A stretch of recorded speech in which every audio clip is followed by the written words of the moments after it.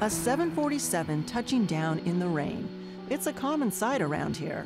So what's with the paparazzi?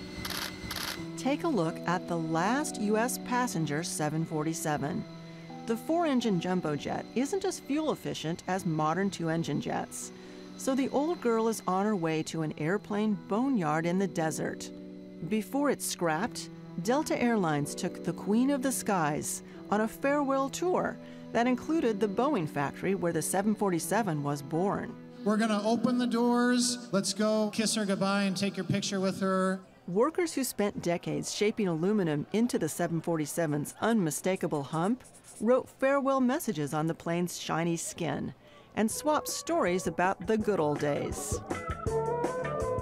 The beginning of the end of this iconic plane has inspired a wave of nostalgia for the workhorse that made travel affordable, and curiosity about the time when Boeing made a bet on a jet that almost went bust. All 4 overheat lights come on. Don't touch anything, just keep flying.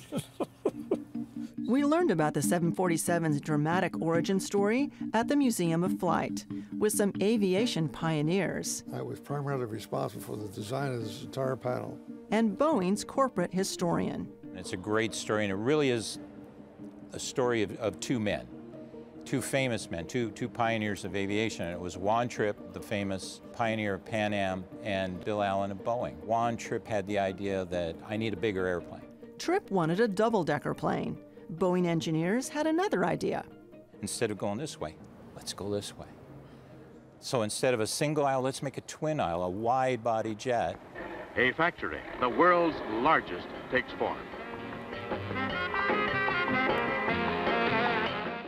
In 1967, Boeing created the biggest building on the planet, and for 16 months, people wondered what was going on inside the Everett assembly plant. In September of 1968, they found out.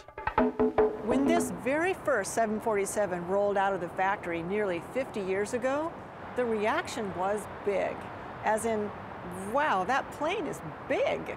And people started to wonder, will this behemoth really fly? There were people who believed that an airplane that size physically couldn't fly. We're going to spend $1 billion on an airplane that won't fly.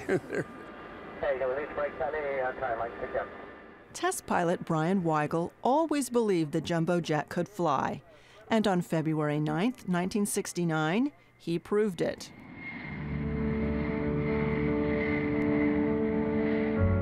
The mood, particularly among the Boeing people, which was where I was euphorious.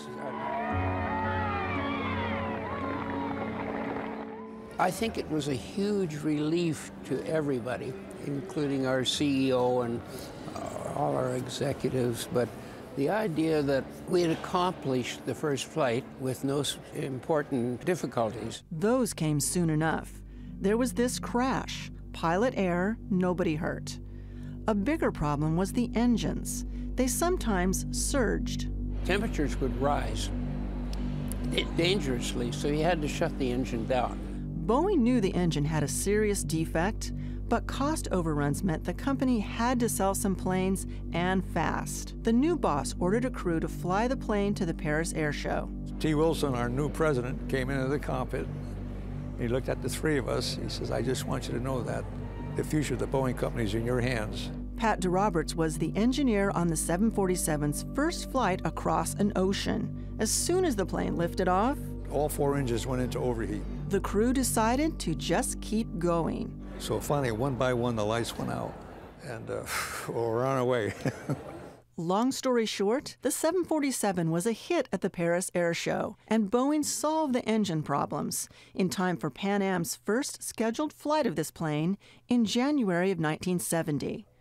Before long, lots of airlines just had to have their own 747, kicking off the glory days of drinking at 30,000 feet.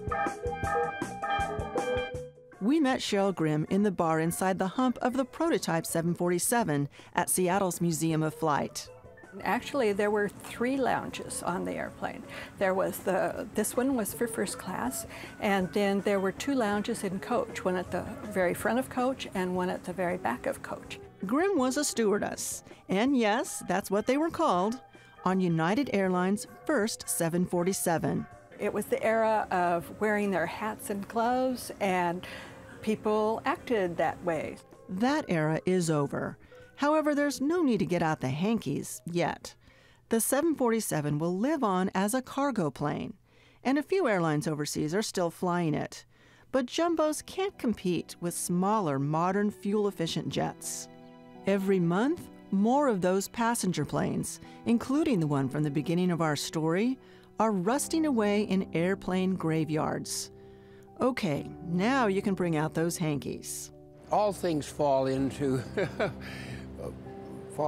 obsolescence. It's like saying goodbye to a good friend. For people who love this plane, the 747 will never be a white elephant. Good old days. They prefer to remember the days when jumbo jets stopped traffic. That was the most phenomenal sight to see this huge big ship, like a ghost coming out of the clouds.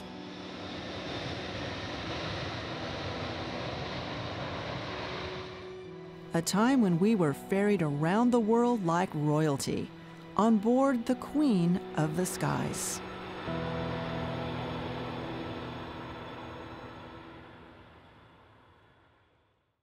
In Close on KCTS 9 is made possible in part by BECU.